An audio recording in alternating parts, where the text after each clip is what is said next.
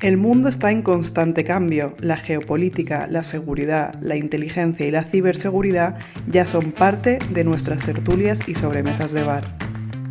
Que si la guerra de Ucrania, que si escándalos y filtraciones desde el Pentágono, hasta una pandemia mundial.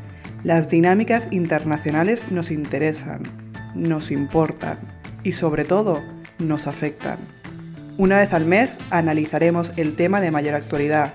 Hablaremos con expertos, con periodistas, analistas, colaboradores de Lisa News y el equipo de Lisa Institute.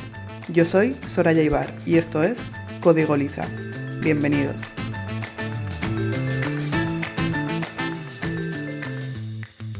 Este podcast está organizado por el equipo de Lisa Institute. Lisa Institute es la institución educativa que hace del mundo un lugar más seguro, justo y protegido a través de la formación en inteligencia, geopolítica, criminología, ciberseguridad y derechos humanos. Aprende con los mayores expertos en activo y escoge entre los más de 50 cursos y másteres universitarios disponibles.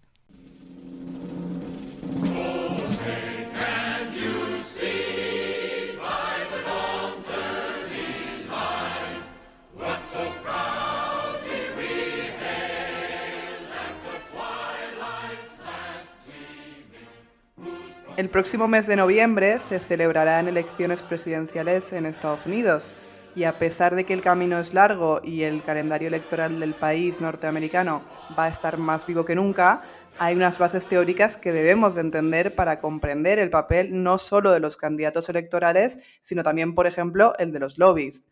¿Sabes por qué se vota un martes y no un domingo como en España u otros países europeos? ¿Cómo se efectúa el voto? ¿Y cómo funcionan las máquinas de votación? Para profundizar más sobre Estados Unidos y su contexto electoral y político, está con nosotros en el 9º capítulo de Código Lisa, Mark Vendrell. Mark es el director académico en las áreas de análisis de inteligencia y análisis internacional de Lisa Institute. Además, es profesor del curso de analista político internacional y autor del libro La teoría de juegos y el conflicto comercial chino-estadounidense. Hola Mark, ¿qué tal? Hola Soraya, pues muy contento de volver a participar en el podcast de Código Lisa contigo y espero ser capaz de que pues, toda persona que nos esté escuchando la próxima media hora disfrute y a la vez pues, sea capaz de entender al 100% sobre qué van las elecciones de Estados Unidos y conozca mejor su sistema político. El sistema electoral de Estados Unidos tiene sus raíces en la Constitución de 1787, que estableció un enfoque federal y republicano para el gobierno. El mecanismo de elección del presidente, conocido como el colegio electoral, fue diseñado como un compromiso entre aquellos que abogaban por la elección popular y aquellos que preferían una elección a través del Congreso.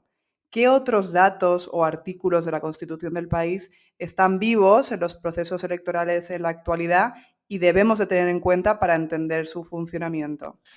Pues para hablar del sistema electoral de Estados Unidos y sus raíces en la Constitución de 1787, que es, por cierto, la más antigua que existe actualmente, hay que hablar de la importancia de las élites en Estados Unidos. Luego hablaremos de cómo funciona el sistema electoral, pero es importante entender la relevancia de las élites dentro de la democracia norteamericana para poder comprender el por qué no se vota directamente a un candidato, sino que son estos llamados delegados, de los que hablaremos a continuación, quienes votan al candidato y no el ciudadano directamente. En la creación de la propia Constitución, hace unos cuantos siglos, fueron las élites del momento, élites intelectuales, élites económicas, sociales, políticas, las que crearon esta Constitución. Por ejemplo, en España fueron una mezcla de representantes de diversos partidos políticos, los creadores de la Constitución española. No así en Estados Unidos, donde fueron estas personas, en su momento élites, las que la crearon. En la creación de esta Constitución había como cierta desconfianza en la población en general del país, porque en el momento era una población poco formada y poco educada, y no se quería que fueran los mismos ciudadanos los que votaran al máximo mandatario de Estados Unidos, sino que entre el voto de los ciudadanos y el candidato existiera como un intermediario para decidir. En este caso, ese intermediario es el delegado. Y eso tiene sentido por el llamado sistema de élites que existía en su momento en la creación de la Constitución de Estados Unidos. Por tanto, la Constitución ya en su misma creación tiene total y absoluta relevancia en lo que se refiere al sistema electoral de Estados Unidos. Es por eso que la Constitución de los Estados Unidos indica que el presidente debe ser elegido de forma indirecta por un colegio electoral con sus delegados. Me voy a adelantar un poco, pero hay una pregunta estrella que me gustaría destacar y que seguro que además muchos de nuestros oyentes se estarán preguntando, y es que ¿por qué se celebran las elecciones presidenciales de Estados Unidos un martes? Pues la verdad es que esto es muy interesante y poca gente sabe la razón por la que se vota un martes y no pues un domingo o un sábado, que suelen ser las elecciones normalmente, ¿no? El origen de la selección de los martes se encuentra en los Estados Unidos del siglo XIX. Por aquel entonces, Estados Unidos era un país totalmente agrario y esto era una variable a tener en cuenta en el momento, ¿no? En esa época, la mayoría de la población vivía en áreas rurales y viajar a las ciudades era complicado. Entonces, para facilitar que las personas pudieran llegar a los centros de votación, se eligió un día que permitiera el viaje antes del día de las elecciones. Pero a la vez, y esto es lo más interesante, a la vez que no interfiriera con el fin de semana. ¿Por qué? Porque los días de descanso, básicamente. El sábado podrían votar los cristianos, pero no los judíos, que celebran su día sagrado, el sábado. Y el domingo al revés, lo contrario. Podían votar los judíos, pero no los cristianos. Para que veamos también la relevancia política y social de la religión en esa época, ¿no? Así, los martes pues se convirtieron en la elección más lógica en el momento, ya que permitían a los votantes viajar los lunes, después de la jornada laboral, y ejercer su voto el martes. Claro, esto pues ahora mismo ya no tiene sentido, ¿no? Porque ha habido pues una secularización de la sociedad, que esto significa, al contrario de lo que parece el concepto, significa que la sociedad ya no está tan relacionada a nivel sociológico con la religión, sino que es más científica, por decirlo de alguna forma. Y por tanto, perfectamente, ya desde hace muchas décadas, pues se podría votar un domingo. Lo que pasa es que el simbolismo en Estados Unidos está muy arraigado y, por tanto, se sigue votando los martes para respetar esos primeros siglos donde esto tenía más sentido que ahora mismo. Pero bueno, como decía en la anterior pregunta, mejor empezar por el principio y te quería preguntar, ¿cómo se desarrollan las elecciones en Estados Unidos? ¿Cómo funciona el sistema electoral y cuál es el papel de los colegios electorales? ¿Qué son los caucus? No sé, vislúmbranos un poco, Marc. Pues para entender bien el sistema electoral norteamericano, primero hay que conocer qué son los estados, porque la territorialidad es muy importante aquí, ¿no? En Estados Unidos, los estados se entienden como entidades territoriales del país o entidades subnacionales. Son como una especie de comunidades autónomas, por ejemplo, para España. En este caso, los estados comparten soberanía e incluso algunos tienen sus propias leyes muy diferentes unos de otros, ¿no? Al ser Estados Unidos un país federal. Una vez dejado claro qué son los estados, vamos a lo siguiente. Las elecciones presidenciales en Estados Unidos son cada 4 años, como la mayoría de los países, y la edad legal para votar en este país son los 18 años, más parecido al sistema europeo que al latinoamericano, donde en algunos países se vota ya incluso a los 16 años. Y aquí vamos a retomar lo que hemos comentado anteriormente de los delegados y los estados. Al contrario que en muchos países, en Estados Unidos, como he dicho, el ciudadano no vota directamente al presidente o presidenta, sino que cuando ejerce su voto, éste va a parar al colegio electoral de su estado. Luego hay un recuento final y el candidato que ha ganado en votos se lleva todos estos delegados del estado. Por poner un ejemplo, porque sé que esto puede parecer complicado y para bajarlo un poco a tierra, en California hay 54 delegados. Pues el candidato que gane en un total de votos en California será quien se lleve los 54 delegados. Para que todos lo tengamos claro, las elecciones presidenciales en Estados Unidos no las gana quien tenga más votos de los ciudadanos, sino quien tenga más delegados. Un ejemplo de esto es lo que pasó en 2016. Hillary Clinton tuvo un total de 65 millones de votos en todo el país y Donald Trump 62 millones. ¿Por qué entonces ganó Trump teniendo 3 millones menos de votos? Pues porque en los estados que ganó Donald Trump había más delegados a repartir que en los que ganó Clinton. ¿Qué puede provocar esto?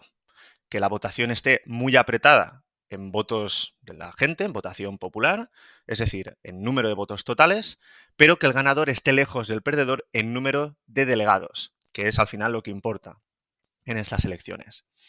Al final, como he comentado, gana el candidato que más delegados reciba. La parte mala de aquí es que, aunque en un estado la votación haya estado empatada, un candidato no se lleva 25 delegados y el otro 24, sino que todos, absolutamente todos los delegados van al ganador. No es un sistema proporcional, ¿no? En ese aspecto Estados Unidos. Al final, el candidato que llega a 270 delegados entre todos los estados del país es el que gana las elecciones. Vamos ahora, si te parece bien, a hablar de lo que son los caucus. Los caucus son una especie de asamblea de partidos previa a las elecciones presidenciales.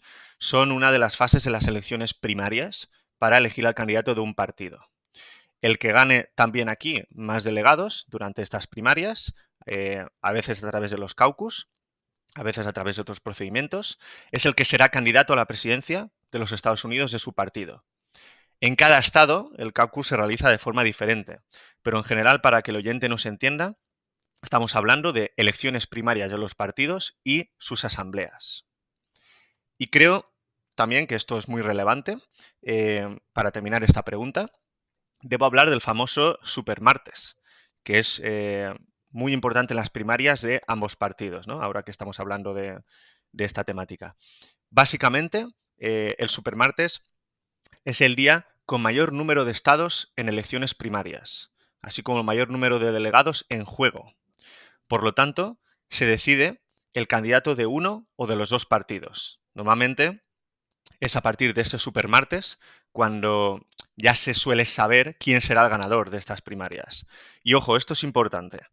Tanto en las primarias como en las elecciones presidenciales no se vota al mismo tiempo en todos los estados. En las primarias, por ejemplo, están muy separadas en el tiempo las votaciones. Eh, Empiezan en enero y probablemente terminen en abril. Pero en el supermartes es cuando más estados votan a la vez, es decir, paralelamente, para elegir al candidato del partido. Por eso ya aquí se suele saber quién gana. Eh, Espero haberme explicado, porque al ser tan diferente a sistemas que conocemos más, como el europeo o el latinoamericano, pues estamos poco acostumbrados, ¿no? A hablar pues de caucus, estados, delegados, etcétera. Hay otro tema muy interesante relacionado con los estados, ¿no? Y con el papel que estos juegan en los resultados electorales. Yo quería saber cómo es el día electoral, cómo se organiza Estados Unidos, si hay algunos estados que tienen más poder político que otros. No sé, si me puedes contar un poquito más en detalle sobre esto. Pues muchos de los procesos electorales tienen sus propias peculiaridades. En este caso, en Estados Unidos, el proceso electoral presidencial tiene una clave para poder saber quién será el ganador, y son los llamados estados bisagra o swing states, que en castellano se puede traducir como estados indecisos. Estos estados son decisivos. ¿Por qué? Porque la mayoría de los otros estados siempre caen del mismo sitio. Es decir, normalmente hay estados que ya votan al Partido Demócrata o al Partido Republicano. En cambio, estos estados, los swing states, no siempre están claramente decantados hacia un candidato u otro, lo que significa que son los estados que decidirán quién será finalmente el presidente. Es decir, Texas, por ejemplo, es un estado que casi siempre suele caer del lado del Partido Republicano y, por tanto, estos delegados ya se sabe a quién van a parar, ¿no? Al candidato republicano. Por el contrario, California suele ser un estado donde los delegados van hacia el candidato demócrata. ¿Qué estados son los que suelen estar en juego, pueden cambiar y por tanto los que dan la victoria final? pues aunque los estados bisagra swing states cambian ligeramente de unas elecciones a otras, Arizona, Florida, Nevada, New Hampshire, Ohio, entre otros, suelen ser estos estados, normalmente son estos los más comunes, pero al final el que logre la victoria en estos estados, junto con los estados que suele ya ganar el propio partido, normalmente en todas las elecciones, será el presidente. Además, como se ha dicho antes, aunque se gane por un solo voto de diferencia dentro del estado, el candidato ganador es el que se lo lleva todo, todos los delegados. Por tanto, ganar en estos estados te asegura la victoria. Por ejemplo, uno de los estados bisagra más importantes que he comentado es Florida, puesto que cuenta con 29 delegados, que es un número bastante elevado. De hecho, muchos expertos dicen, y ya ha pasado en muchas elecciones, se suele decir que Florida es la clave principal y quien gane Florida suele ser el que gana también las elecciones presidenciales. Si nos centramos únicamente en el panorama ideológico, los dos titanes, por así decirlo, de las elecciones estadounidenses son el Partido Republicano y el Partido Demócrata. ¿Cómo han confluido ambas fuerzas políticas en las últimas elecciones? Pues realmente hay más partidos, como por ejemplo el Partido Libertario o el Partido Verde, pero realmente son marginales a nivel político y social y por tanto se podría decir que solo dos aspiran a ganar, lo que convierte a Estados Unidos en el sistema bipartidista por excelencia, ya que los otros partidos no son nada influyentes, ¿no?, en las políticas gubernamentales o legislativas. Vamos ahora, pues, a centrarnos en los dos partidos principales. Por un lado, tenemos el Partido Republicano. Este tiene valores más cercanos al conservadurismo a través de pues, la familia, la religión, protección de las armas. Algunos de sus líderes, por ejemplo, más históricos son pues Harry Truman, George Bush o Donald Trump. Y por otro lado, el Partido Demócrata es como más liberal o progresista, ¿no?, según la corriente interna también del partido. Por lo general, el Partido Demócrata es más abierto en temas raciales o de inmigración. Incluso tiene alguna corriente que se podría definir como socialdemócrata, ¿no?, como Bernie Sanders o Alejandra Ocasio-Cortez, aunque minoritaria. Para ser más concretos, el símil del Partido Demócrata es como el de un partido liberal europeo.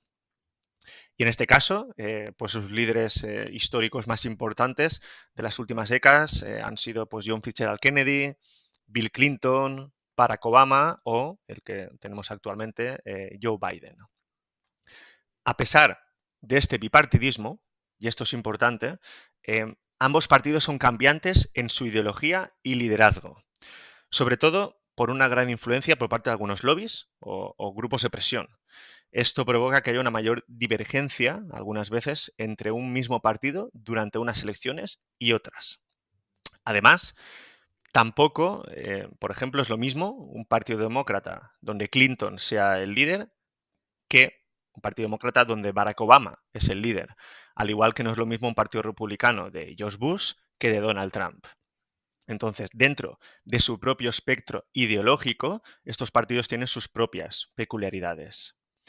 Lo que se ha notado es que cada vez hay más polarización entre ambos, sobre todo por la llegada de Donald Trump al Partido Republicano, ya que en los últimos años cada vez hay más distancia en temas como inmigración, cambio climático o incluso política exterior, que era un ámbito en el cual hasta hace poco ambos partidos solían actuar de forma bastante parecida. Precisamente sobre esto último quería preguntarte ahora, sobre el ámbito internacional, ¿no? ¿Qué papel tiene el Partido Republicano en comparación con el Demócrata y cuáles son sus agendas de política exterior para, por ejemplo, acontecimientos recientes como la invasión de Rusia en Ucrania o el conflicto entre Israel y Hamás?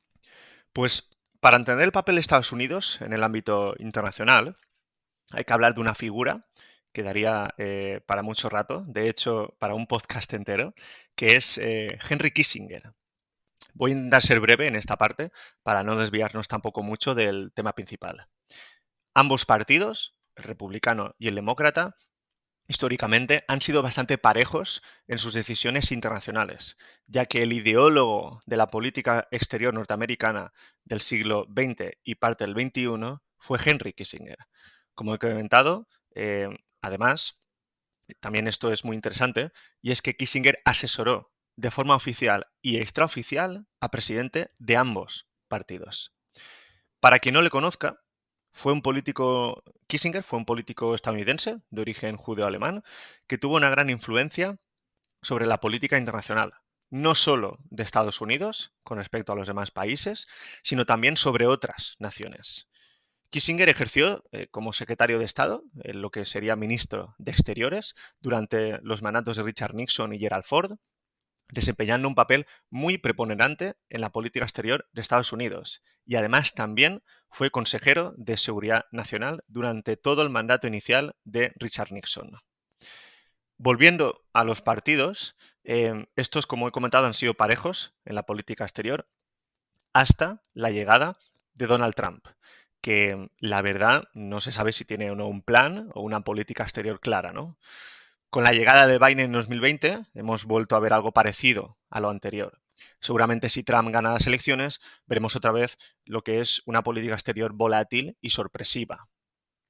Por ir terminando la pregunta, respecto al conflicto de Ucrania, Biden está teniendo problemas, ya que se le está acusando de estar perdiendo dinero frente a un conflicto que está lejos de su país.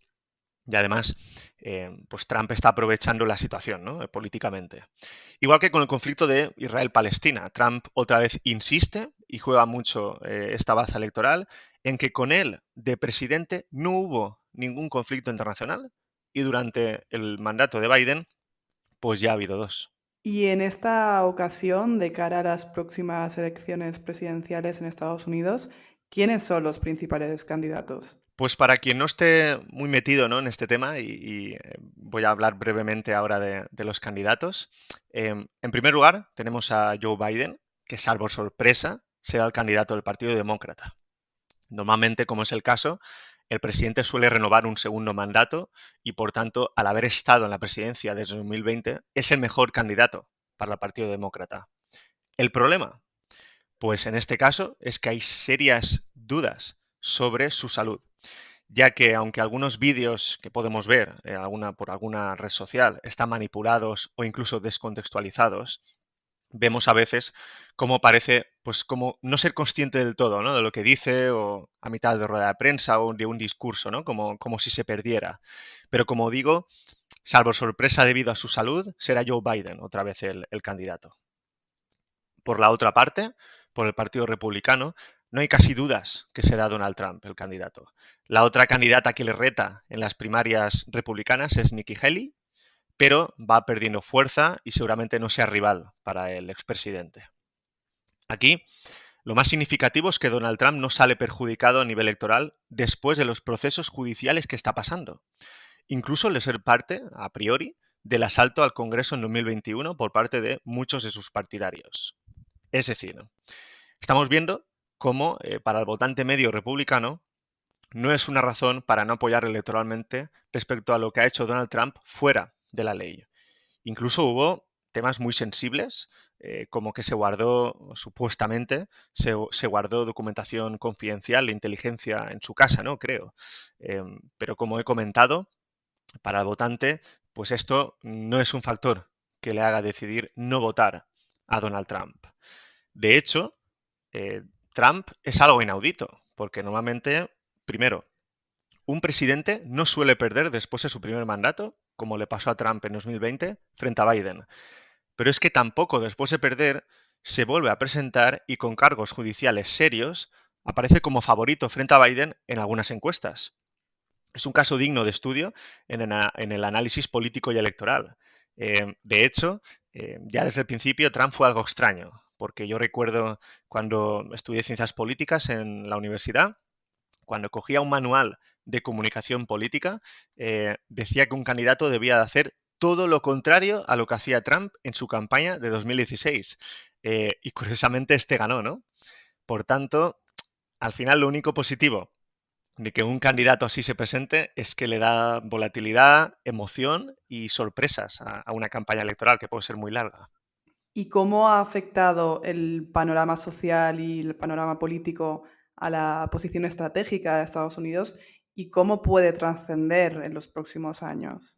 La posición estratégica de Estados Unidos ha cambiado desde principios de los años 2000, tanto por variables endógenas como exógenas, y me explico ahora.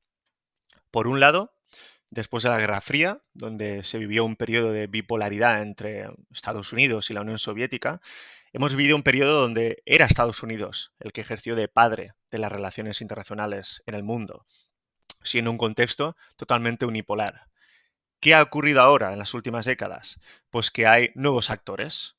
China, Rusia, la Unión Europea, India y otros países con armas nucleares, como Corea del Norte e Irán, son ya actores que no solo son regionales. Por tanto, la multipolaridad que hemos estado viviendo y se viene ha afectado a la posición estratégica de Estados Unidos.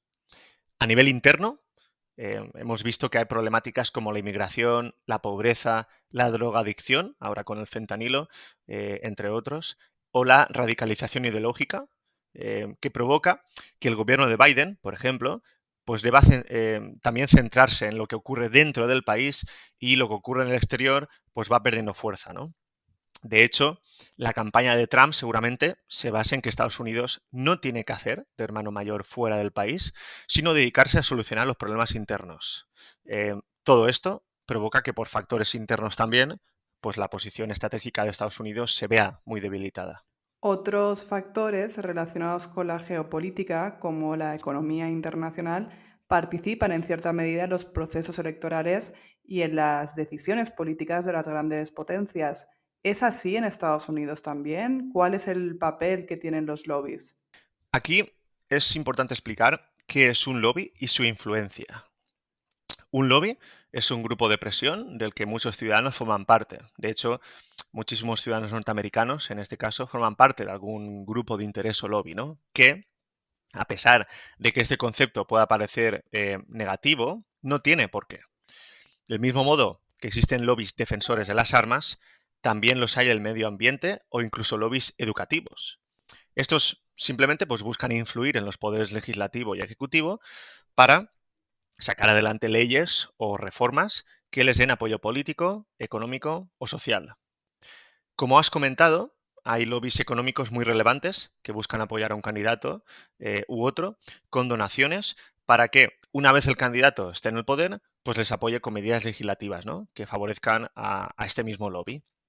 ¿Qué métodos utilizan los lobbies? Pues bueno, presión directa al candidato, opinión pública a través de medios de comunicación o, como se ha comentado, apoyar candidatos económicamente en campaña electoral.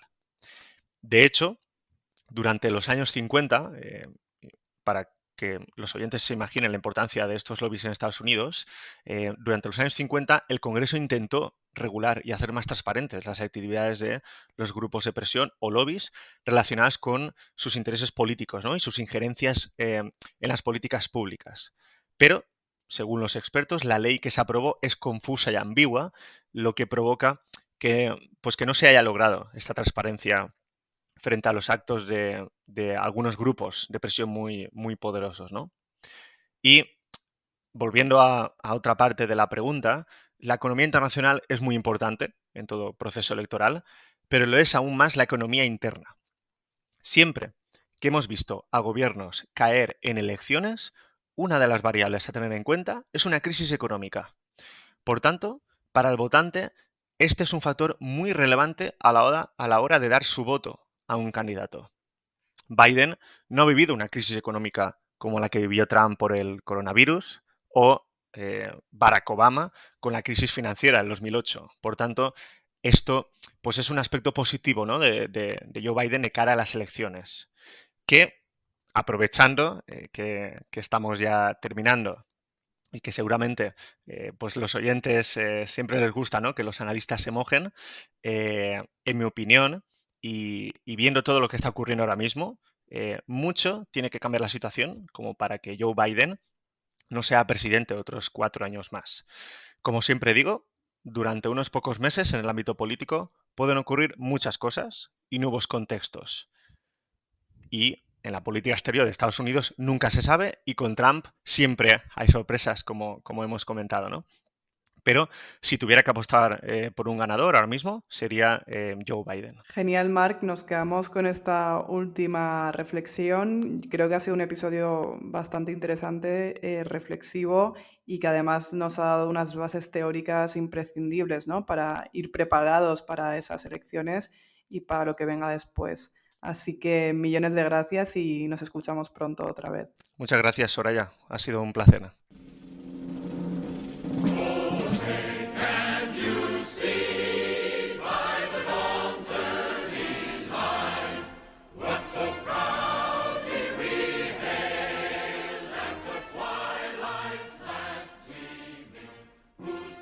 Y hasta aquí el episodio de hoy. Si te ha gustado, suscríbete, déjanos un comentario y comparte este episodio. Será la mejor forma de confirmarnos que quieres que sigamos creando más contenido como este. Muchas gracias por contribuir a hacer del mundo un lugar más seguro, justo y protegido juntos.